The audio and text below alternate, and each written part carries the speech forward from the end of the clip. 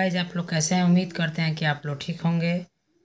तो तमिलनाडु को लेकर एक बहुत ही बड़ा सॉन्ग आया है। देखिए सिंगर ने ता तमिलनाडु वाले को कितना रेला है इस सॉन्ग में, और मनीष भैया का नाम भी इसमें है और उनको लेकर सॉन्ग बना है।